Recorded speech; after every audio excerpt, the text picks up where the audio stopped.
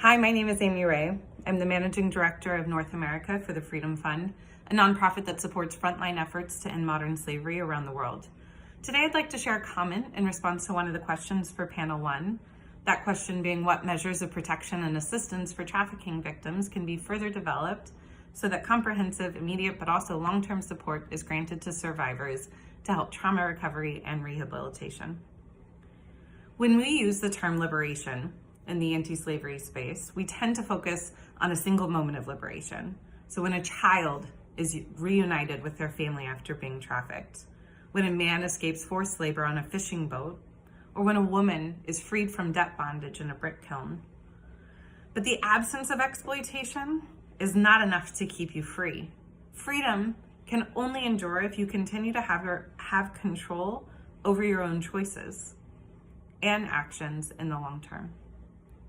In 2020, the Freedom Fund published a study with the University of Nottingham Rights Lab and Praxis India that investigated what survivors feel they really need to have sustained liberation. While there's no single pathway to sustained freedom, respondents emphasized that access to decent employment, education, and knowledge of their labor rights were critical. Without ongoing support from NGOs and community groups, many survivors risk falling back into exploitation. It's also important to emphasize the efforts to strengthen self-representation.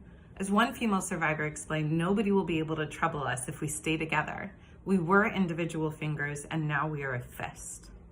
As we seek to execute the global plan of action, I challenge the global community to reframe liberation as a long-term effort and ensure that NGOs have the resources to provide sustained support to survivors.